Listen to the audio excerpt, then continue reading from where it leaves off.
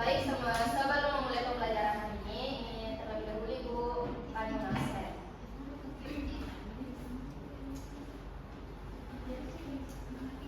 Ayu Octavia, hadir Bu. Ayu Jalia, hadir Bu. Rahmania, hadir Bu. Helmi Amalia Hamid, hadir Bu. Kristiani, hadir Bu. Ida Lestari, hadir Bu. Tiwi Mauli, hadir Bu. Saulia Bu, hadir Bu. Sebelum kita memulai pembelajaran, kita pemanasan dulu ya. Biar otaknya segar. Pemanasan apa Ibu? Mau. Ibu kasih clue. Kalian nanti peragakan atau tirukan gerakannya. Apa tuh? Clue-nya itu air naik ke langit karena matahari. Siapa yang bisa tebak dan peragakan? Air naik semua. Ayo naik. Air naik ke langit karena matahari. Tidak ngerti. Iya dia ngerti. Ayo naik. Air naik ke langit karena matahari.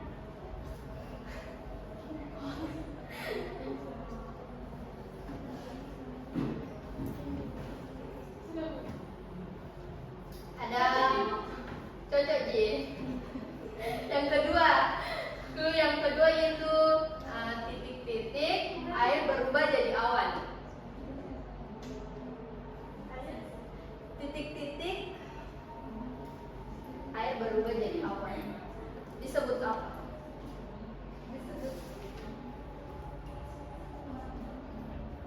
Disebut apa? Betul.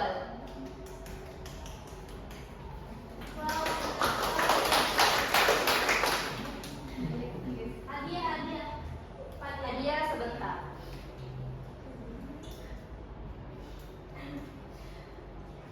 Nah, selanjutnya hari ini kita akan belajar sesuatu yang sangat menarik. Sebelum itu Ibu ingin bertanya, kalian pernah lihat hujan kan? Pernah.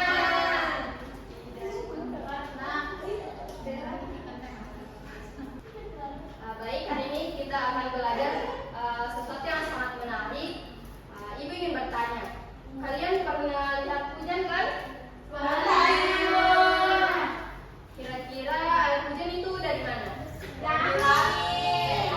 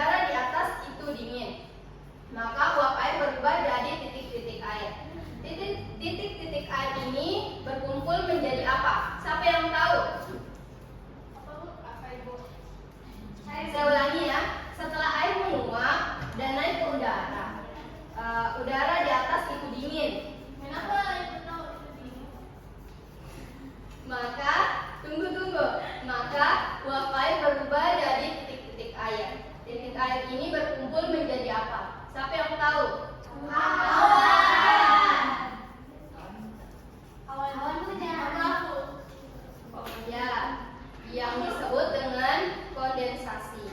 Uap air ini jadi titik-titik air, lalu membentuk awan. Awan kecil kalau makin banyak akan jadi tebal dan berat. Itu yang awan hitam, gitu. Ya. Ibu ingin bertanya, kalau awannya sudah berat, apa yang akan terjadi? Hujan. Jatuh. Betul. Proses turunnya hujan disebut dengan presipitasi.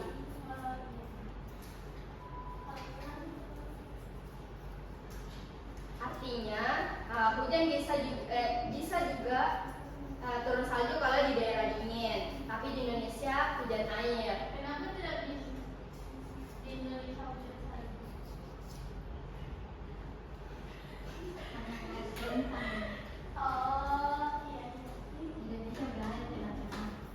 Nah, selanjutnya itu yang keempat, yaitu infiltrasi dan aliran permukaan. Nah, setelah air turun, kemana perginya air hujan? Ke tanah dulu. Ke tanah. Meresap ke tanah itu. Ke sungai. Meresap ke tanah terus ke sungai. Sumur. Betul, ada dua arah. Sebagian masuk ke dalam tanah yang disebut infiltrasi dan sebagian mengalir di permukaan seperti ke sungai yang disebut aliran permukaan. Jadi air kembali ke laut lalu menguap lagi. Nah, begitu terus berputar. Itulah yang dinamakan siklus air. Nah, sekarang kita bermain peran. Nah, Ibu bagi menjadi 4 kelompok.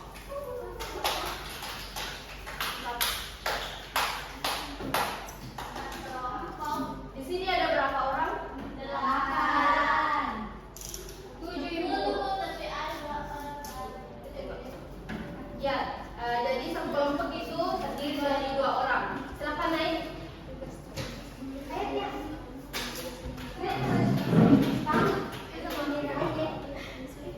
naik.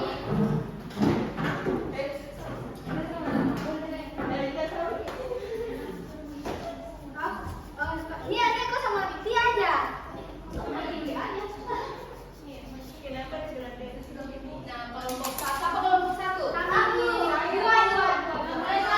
dari sini saja ya. 1, 2, 3, 4. Kelompok 1 itu air laut yang menguap. Nanti masing-masing tunjukkan bagaimana caranya.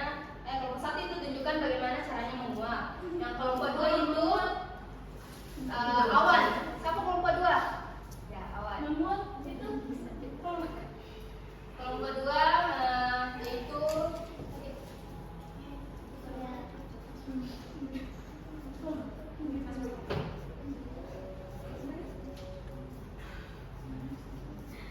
kelompok 2 yaitu awan, kelompok 3 yaitu hujan, kelompok 4 yaitu tanah dan sungai.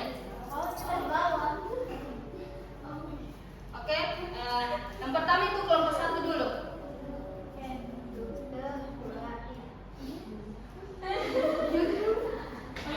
Kelompok 2 bagaimana? Kelompok 2 yaitu awan. Ya, kalau kelompok 3 itu hujan. Begitu. Kelompok 4 tanah dan sungai.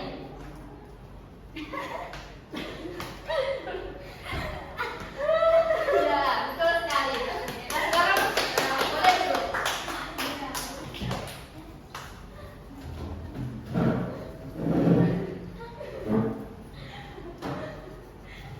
Nah, tadi kalian sudah memperagakan siklus air hidup.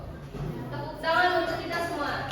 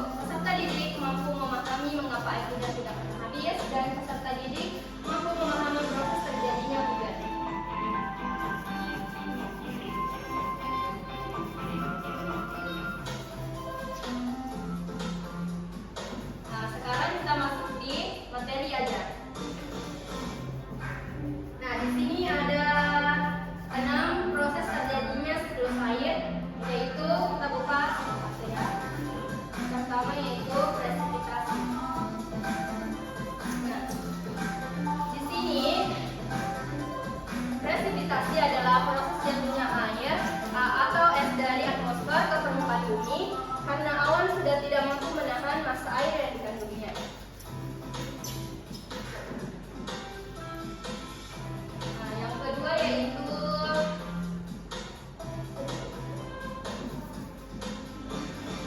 infiltrasi. Di sini infiltrasi adalah peresapan air hujan ke dalam tanah. Yang ketiga yaitu ada limpasan.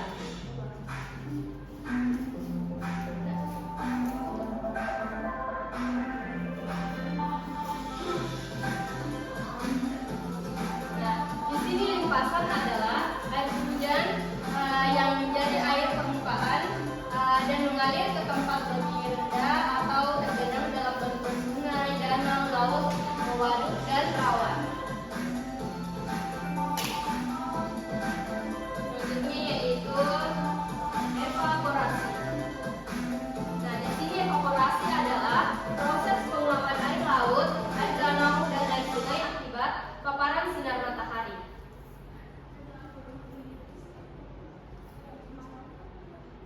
Selanjutnya yaitu kondensasi. Nah, di sini kondensasi adalah proses pengambilan uap air menjadi titik-titik air saat suhu udara turun di atmosfer. Titik-titik air ini akan menyatu dan membentuk awan.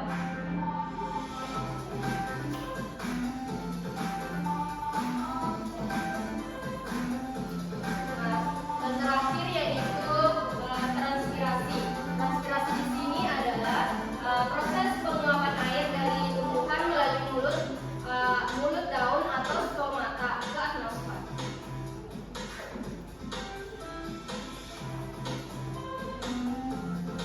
Nah, selanjutnya kita masuk ke video pembelajaran. Untuk lebih jelasnya kita simak.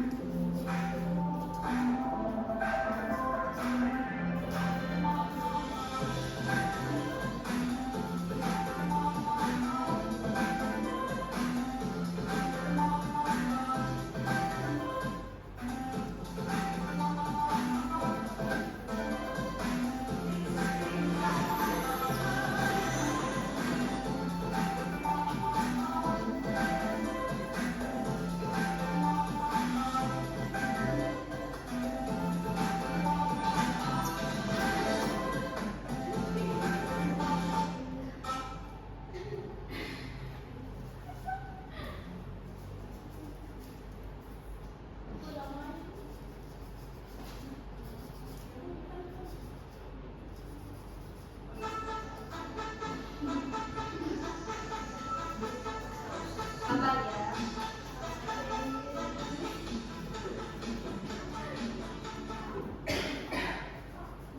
Sebanyak 97,5% air yang ada di bumi merupakan air asin.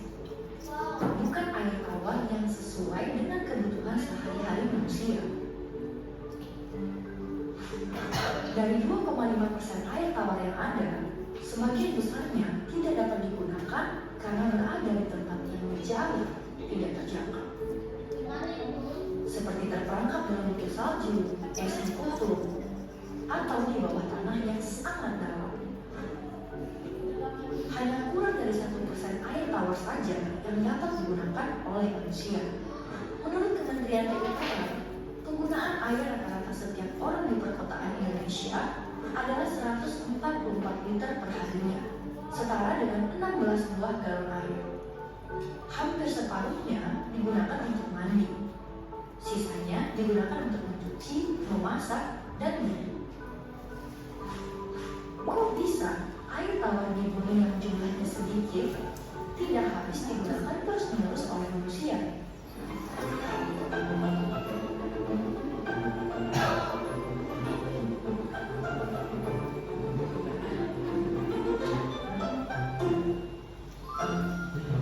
Air merupakan komponen penting dalam kehidupan. Sebagian besar tubuh makhluk hidup terdiri dari air. Contohnya tubuh manusia yang 70%-nya merupakan air. Oleh karena itu, kita sering sekali minum air. Selain itu, air juga digunakan untuk membersihkan tubuh, mencuci pakaian, dan memasak. Air tidak selalu berbentuk cairan. Ketika didinginkan, air akan berbentuk menjadi es yang padat. Apabila air dipanaskan, maka akan menjadi uap air yang tidak terlihat oleh mata. Begitu pula di air. Air dapat berbentuk cairan seperti yang terdapat di bawah tanah dan mengalir di sungai. Atau berbentuk padat seperti yang terdapat pada salju dan es di kutub. Ataupun berbentuk uap air saat terkena sinar matahari yang panas. Seluruh proses perubahan bentuk air yang terjadi secara alami di lingkungan termasuk ke dalam siklus air. Air di lautan akan menguap ke udara akibat panasnya matahari, kita sebut sebagai evaporasi. Uap air tersebut kemudian akan membentuk awan di udara. Saat awan tersebut dipenuhi oleh molekul air, air akan turun kembali ke daratan dalam bentuk air hujan, yang disebut dengan proses presipitasi. Air hujan yang membasahi daerah dataran tinggi akan diserap oleh tanah dan mengalir ke dataran yang berikat, melalui aliran sungai hingga kembali ke lautan. Air yang berada di dalam tanah dapat diserap oleh tumbuhan dan menguap melalui daun, yang disebut dengan proses transpirasi. Ketika kita menggunakan air untuk kegiatan sehari-hari, air tidak habis ataupun hilang.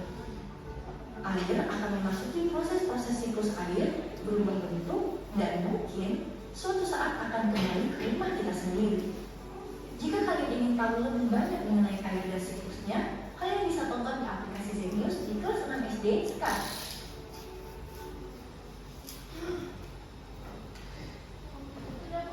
Nah, itulah tadi video pembelajaran kenapa air di bumi tidak bisa habis.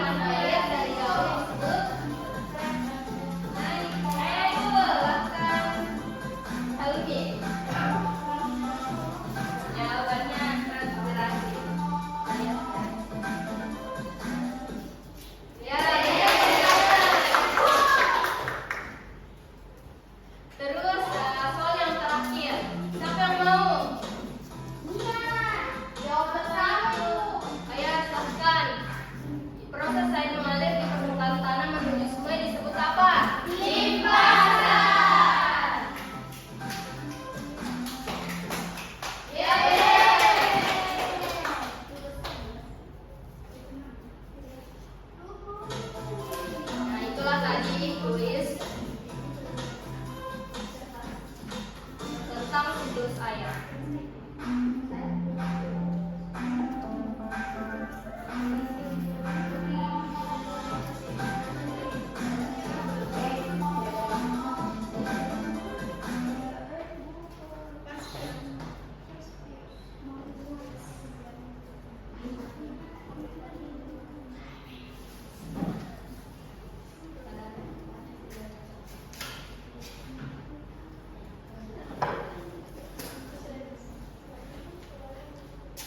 Nah, ibu akan memberikan tugas. Ibu bagi menjadi dua kelompok. Ini kelompok 1 dan ini kelompok 2.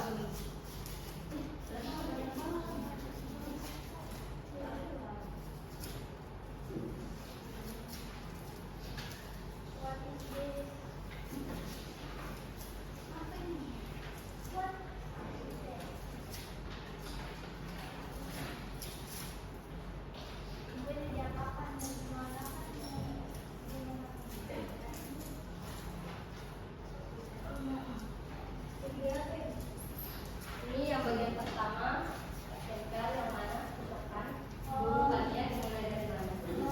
Oh, yaitu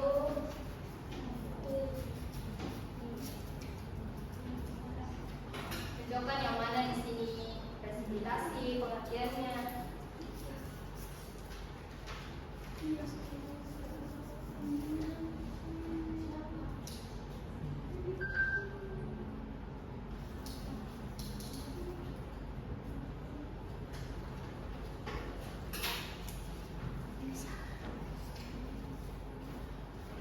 Sudah, Bu? Sudah? Sudah. Aduh, ini yang belum gunting.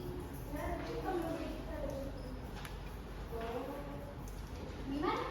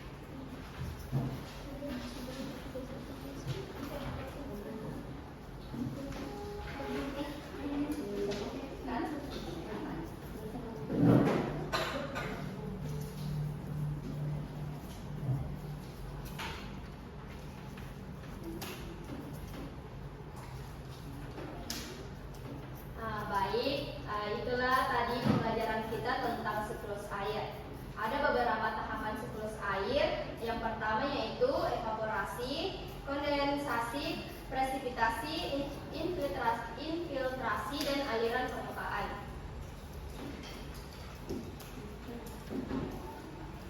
Baik, untuk pembelajaran hari ini, sampai jumpa di pembelajaran berikutnya.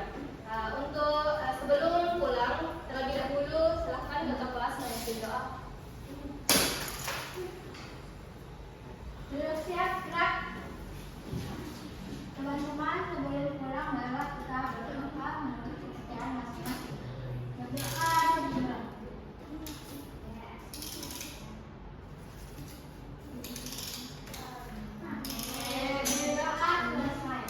Terima kasih sudah belajar dengan semangat hari ini. Sampai jumpa dan wassalamualaikum.